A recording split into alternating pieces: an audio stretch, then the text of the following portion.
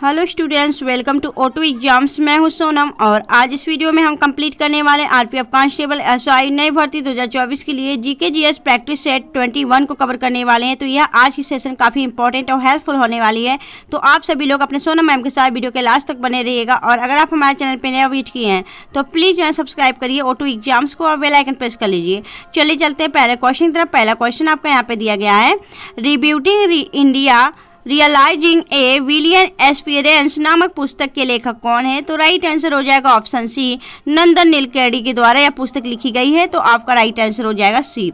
Next देखेंगे, अगला question आपको यहाँ पे दिया गया है, बहु बेगम का मकबरा उत्तर प्रदेश के डैश में स्थित है? तो राइट आंसर हो जाएगा यह आपके फैजाबाद में स्थित है बहु बेगम का मकबरा।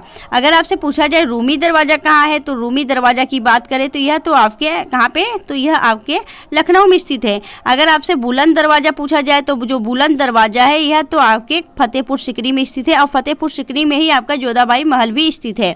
नेक्स्ट देखेंगे अगले क्वेश्चन की तरफ। अगला क्वेश्चन आपका है कि किस सिख गुरु ने सिख विवाह समारोह की शुरुआत आनंद कारक के नाम से की थी? तो राइट आंसर हो जाएगा श्री गुरु Amar Das. Option be the right answer.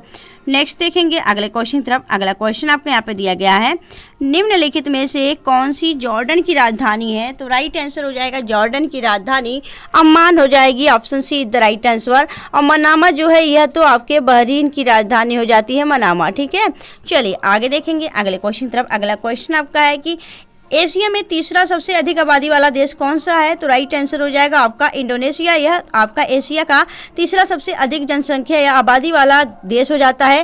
पहले पे हो जाएगा आपका इंडिया, ठीक है, और दूसरे पे कौन सा हो जाएगा? दूसरे पे हो जाएगा आपका चाइना। ठीक है, यह दूसरे पे हो जाएगा चाइना दूसरे स्थान पे, पहले पे भारत है और तीसरे पे आपका इंडोनेशिया। नेक्स्ट देखेंगे अगले क्वेश्चन की तरफ। अगला क्वेश्चन आपको दिया गया है, निम्नलिखित में से कौन सा मंदिर 12 ज्योतिर्लिंगों में से एक है? तो राइट आंसर हो जाएगा महाकालेश्वर मंदिर, जो कि आपके उज्जैन में स्थित है। Option see the right answer. यह 12 ज्योतिर्लिंगों में से एक हो जाता है। नेक्स्ट देखेंगे अगले क्वेश्चन तरफ। अगला क्वेश्चन आपका है कि निम्नलिखित में से कौन भारत में पहला यूनेस्को विश्व विरासत स्थल है? तो राइट आंसर हो जाएगा अजंता गुफाएं, जो कि महाराष्ट्र में स्थित है। यह 1983 में आपकी क्या की गई थी? तो 1983 में यूनेस्को में शामिल की गई थी। यह आपका भारत का पहला विश्व विरासत स्थल हो जाता है। नेक्स्ट देखेंगे अगले क्वेश्चन तरफ। अगला क्वेश्चन आपका यहाँ पे दिया गया है, पीर पंजाल, धौलाधार, मंसूरी और दार्जिलिंग पर्वत किस पर्वत श्रृंखला में स्थित हैं? तो राइट आंसर हो जाएगा यह बृहद हिमालय में स्थित है। हिमालय का एक भाग बृहद हिमालय में स्थित है। ठीक है, चलिए आगे देखेंगे अगले क्वेश्चन तरफ। अगला क्वेश्चन आपका है कि आँख का बाहरी सफ़ेद हिस्सा जो कि आंतरिक संरचनाओं की रक्षा करता है वह है कौन सा है? तो याद रखिएगा वह, इसे हम स्क्लेरा के नाम से जानते हैं, जो आपकी सफ़ेद वाली परत होती हैं जिसमें आपकी मांसपेशियाँ होती हैं। तो यह हमारी बाहरी जो आपकी आंतरिक संरचनाओं से रक्षा करती हैं, तो इसे हम स्क्लेरा कहते हैं। Option be the right answer. आपसे एक क्वेश्चन और पूछा जाता है कि आँख से संबंधित जो आपका नेत्रदान होता है उसमें आँख का कौन सा भाग पर आपका नेत्रदान किया जाता है? तो उसमें आपका क्या किया जाता है? कॉर्निया को दान दिया जाता है। यह आपको याद रखना है। नेक्स्ट देखेंगे अगले क्वेश्चन तरफ। अगला क्वेश्चन आपका है कि समान नागरिक संहिता का भारतीय संविधान के किस अनुच्छेद में उल्लेख किया गया है? तो याद रखिएगा समान नागरिक संहिता यानी कि आपका यूसीजी यूनिफॉर्म सिविल कोड, यह आपके आर्टिकल 44 में आता है। यह आपके डीपीएसपी के अंतर्गत है। इसमें यह बोला गया है कि राज्य सरकार अपने राज्य में यूसीजी यानी समान नागरिक संहिता लागू कर सकती है, जो कि आपके किसी प्रकार की भेदभाव नहीं, एक प्रकार समान आपका यहाँ पे नागरिक संहिता लागू किया जाता है। याद रखिएगा option 44 is the right answer. Option A. Next देखेंगे अगले क्वेश्चन तरफ। अगला क्वेश्चन आपका है कि द नेम सेक के लेखक कौन है? तो राइट आंसर हो जाएगा झुम्पा लाहिड़ी नेम सेक के लेखक हो जाती हैं। यह एक अमेरिकी लेखिका हो जाती हैं। नेक्स्ट देखेंगे अगले क्वेश्चन तरफ। अगला क्वेश्चन आपको यहाँ पे दिया गया है, भूदान योजना, भूमि उपहार योजना जो आपका है भूमि उपहार आंदोलन के संस्थापक कौन थे? तो याद रखिएगा राइट आंसर हो जाएगा विनोबा भावे। विनोबा भावे भूदान आंदोलन शुरू की थी और कब की थी? तो यह आपके 1951 में की थी। और याद रखिएगा यह एक ऐसे आपके स्वैच्छिक भूमि आंदोलन था। याद रखिएगा, ठीक है।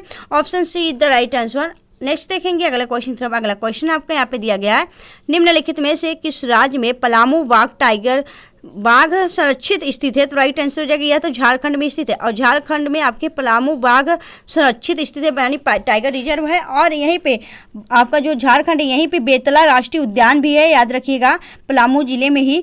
और यहाँ की राजधानी हो जाती है रांची, और यहाँ के जो अभी नए मुख्यमंत्री बने हैं चंपई सोरेन, और यहाँ के जो गवर्नर हैं वह हो जाते हैं सीपी राधाकृष्णन, जो कि 11वें गवर्नर हैं आपके झारखंड के। तो इतनी बातें आपको झारखंड से रिलेटेड याद रखनी है। और दोस्तों अगर आपको वीडियो अच्छी लग रही है, हेल्पफुल लग रही है, क्वेश्चन का लेवल अच्छा लग रहा है, तो प्लीज़ वीडियो को लाइक और चैनल सब्सक्राइब जरूर करिएगा। आप लोग वीडियो के लास्ट तक बने रहिएगा। आज के क्वेश्चन आपके प्रैक्टिस सेट में हम 50 क्वेश्चन कवर करने वाले हैं, तो सारे आपके इंपॉर्टेंट आपके एग्जाम पॉइंटेड हैं, तो आप लोग इसे जरूर ध्यान रख दीजिएगा। चलिए आगे देखेंगे अगले क्वेश्चन तरफ। अगला क्वेश्चन आपका है कि भारतीय वन्यजीव संरक्षण अधिनियम को डैश में लागू किया गया था? राइट आंसर हो जाएगा 1972 में लागू किया गया था।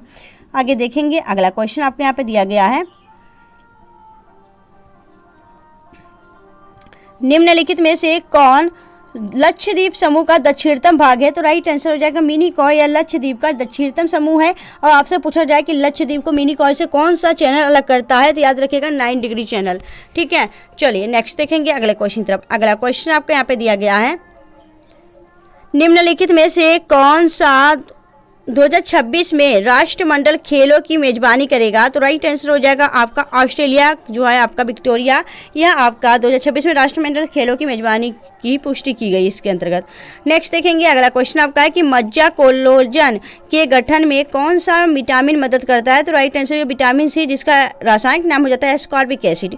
नेक्स्ट देखेंगे अगले क्वेश्चन तरफ। अगला क्वेश्चन आपका है कि भूमध्य रेखा निम्नलिखित में से किस देश से होकर गुजरती है? तो राइट आंसर हो जाएगा यह तो किस देश से होकर नहीं गुजरती है?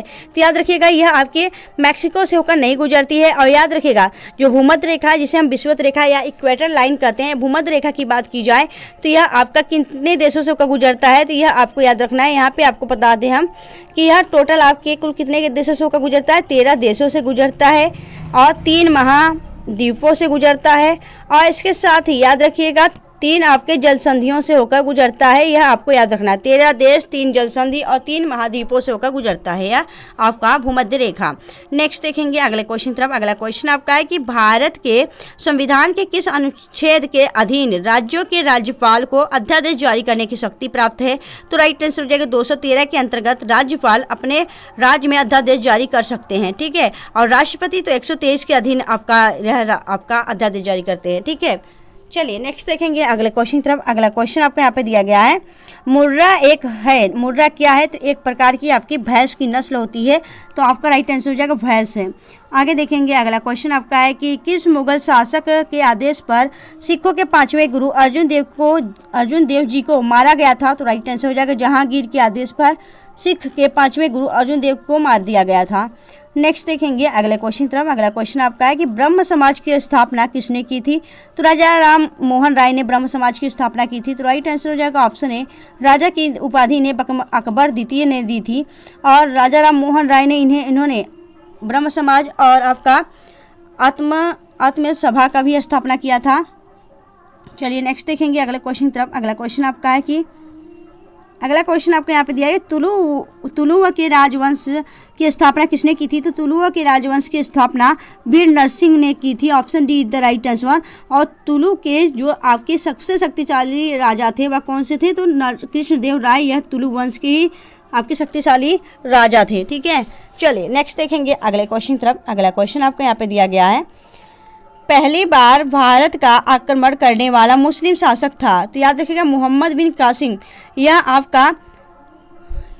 यह सबसे जो मोहम्मद बिन कासिम था, यह भारत पर आक्रमण करने वाला पहला मुस्लिम शासक था। Option see the right answer. Next देखेंगे अगला क्वेश्चन आपका है कि आयात निर्यात एक्सिम बैंक की स्थापित हुआ था किस वर्ष? तो 1981 में यह एक्जिम बैंक स्थापित किया गया था। नेक्स्ट देखेंगे अगले क्वेश्चन तरफ। अगला क्वेश्चन आपको यहाँ पे दिया गया है कि प्रथम भारतीय महिला जिसने एशियाई खेलों में 400 मीटर की दौड़ में स्वर्ण पदक जीता? तो राइट आंसर हो जाएगा कमलजीत सिंधु। कमलजीत सिंधु जो थी यह बैंकॉक में आपकी आयोजित जो एशियाई खेल थे उसमें 400 मीटर में स्वर्ण पदक जीती थी। तो option be the right answer. आगे देखेंगे अगला क्वेश्चन आपको यहाँ पे दिया गया, पूगा घाटी कहाँ स्थित है? तो पूगा घाटी की बात करें तो यह कहाँ पे स्थित है? यह आपके लद्दाख में स्थित है पूगा घाटी। नेक्स्ट देखेंगे अगले क्वेश्चन की तरफ। अगला क्वेश्चन आपका है कि सोन नदी का उद्गम स्थल है। तो सोन नदी का उद्गम स्थल अमरकंटक की पठारी से होती है, सोन नदी निकलती है। तो option B is the right answer. Next देखेंगे अगले क्वेश्चन की तरफ। अगला क्वेश्चन आपका है कि लौह और रक्त की नीति किसने अपनाई थी। तो राइट आंसर हो जाएगा बलबन ने लौह और रक्त की अपनाई थी। इसके साथ ही नीति अपनाई थी, इसके साथ ही आपके सिजदा और पापोश जैसी प्रचलन भी चलाई थी। चलिए आगे देखेंगे अगले क्वेश्चन तरफ। अगला क्वेश्चन आपका है कि टीपू सुल्तान कहाँ का शासक था।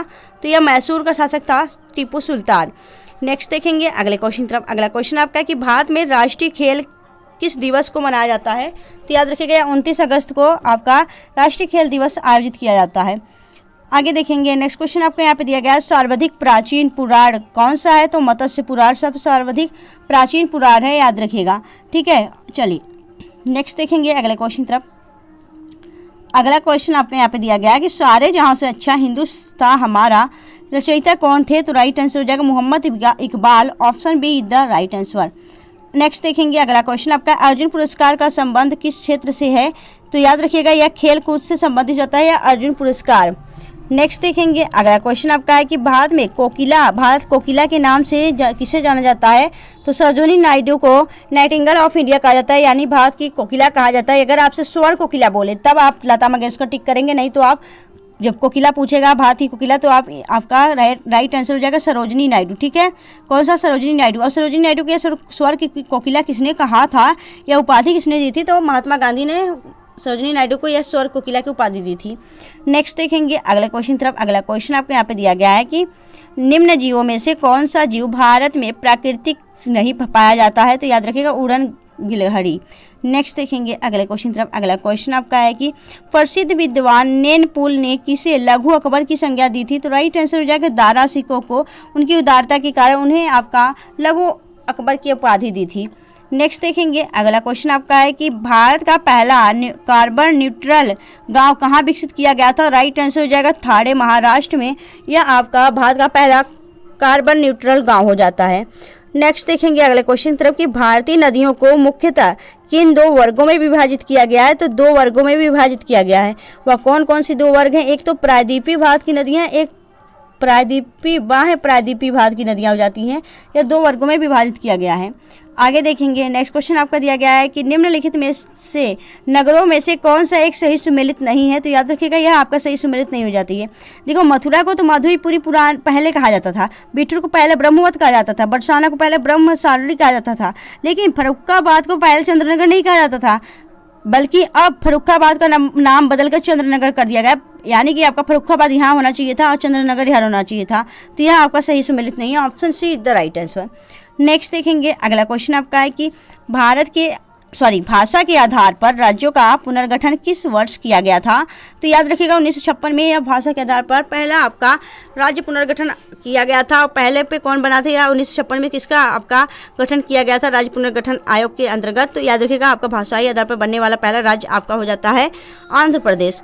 नेक्स्ट देखेंगे अगले क्वेश्चन तरफ। अगला क्वेश्चन आपको यहाँ पे दिया गया है जापान में होन्शु नामक द्वीप किसके लिए प्रसिद्ध है। तो यह तेल के लिए प्रसिद्ध हो जाता है। आपका option B is the right answer. Next देखेंगे अगला क्वेश्चन आपका है कि भारत का किस गवर्नर जनरल को अस्थायी स्वशासन का पिता कहा गया था। तो लॉर्ड रिपन को अस्थायी स्वशासन का जनक कहा जाता है। Option B is the right answer.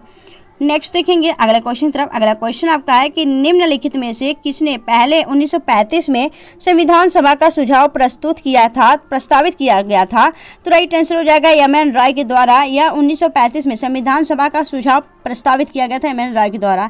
इसलिए आपको बोला गया है कि जो आपका संविधान सभा को बनाने की जो आपकी विचार दिया गया था वह एम.एन. रॉय ने दिया था। ठीक है, चलिए आगे देखेंगे अगला क्वेश्चन आपका है कि जल्लीकट्टू डैश के साथ जुड़ा हुआ है। तो जल्लीकट्टू जो त्यौहार है आपका यह पोंगल उत्सव के अंतर्गत मनाया जाता है। इसमें क्या होता है आपका जो सांड होते हैं उसमें आपके जो लोग होते हैं तो लोगों को सांड से लड़ाया जाता है।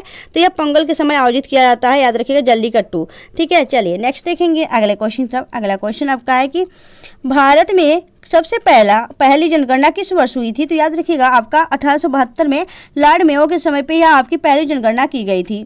नेक्स्ट देखेंगे अगले क्वेश्चन तरफ। अगला क्वेश्चन आपका है कि निम्नलिखित में से कौन सा रोजगार प्राथमिक क्षेत्र से जुड़ा हुआ है। तो यहाँ पे याद रखिएगा यहाँ माली नहीं होगा, यहाँ पे मछली पकड़ना, कृषि यह सभी आपके प्राथमिक शिक्षा क्षेत्र से जुड़ा होता है। तो मछली पकड़ना आपका राइट आंसर हो जाएगा यहाँ पे, याद रखिएगा ऑप्शन बी। नेक्स्ट देखेंगे अगले क्वेश्चन की तरफ। अगला क्वेश्चन आपको यहाँ पे दिया गया है, भारतीय संविधान का कौन सा अनुच्छेद विभिन्न आधारों पर किसी भी भारतीय नागरिक के साथ भेदभाव से जुड़ा हुआ है या संबंधित है? तो राइट आंसर हो जाएगा आपका ऑप्शन अनुच्छेद 15, option see the right answer, या किसी भी नागरिक के साथ उसके भेदभाव से संबंधित है जाता है। नेक्स्ट देखेंगे अगले क्वेश्चन तरफ। अगला क्वेश्चन आपका, सिल्वर फाइबर क्रांति निम्नलिखित में से किससे संबंधित है? राइट आंसर हो जाएगा या कपास से संबंधित जाता है सिल्वर फाइबर क्रांति। आगे देखेंगे अगला क्वेश्चन आपको यहाँ पे दिया गया है, नाइट्रीकरण किसे परिवर्तित करने की जैविक प्रक्रिया है? तो याद रखें, अमोनिया को नाइट्रोजन में बदलने की प्रक्रिया को, यानी अमोनिया को नाइट्राइट में बदलने की प्रक्रिया को आपका क्या कहा जाता है? नाइट्रीकरण कहा जाता है, यानी जैविक प्रक्रिया है यह, आप याद रखिएगा। यहाँ पे हम 50 क्वेश्चन आपके आरपीएफ कांस्टेबल और एसआई के लिए डेली इस टाइम पे कवर करते हैं, तो आप लोग जरूर इसे कवर किया करिए। और आपको यह क्लास कैसी लगी आप हमें कमेंट सेक्शन में अपने फीडबैक जरूर दिया करिए, जिससे कि हमें भी मोटिवेशन मिले आप सबके लिए ऐसे ही बेहतरीन कंटेंट लाने के लिए। तो आई होप आप लोग को अच्छा लगा क्लास, तो आप लोग इसे शेयर कर दीजिएगा ग्रुप में, अपने रिलेटिव, अपने फ्रेंड्स के ग्रुप में, जिससे कि और भी लोग इसे जुड़कर अपनी प्रिपरेशन कर सकें। तो मिलेंगे आपसे नेक्स्ट वीडियो में ऐसे बेस्ट कंटेंट के साथ। तब तक के लिए bye bye and thanks for watching, keep smiling.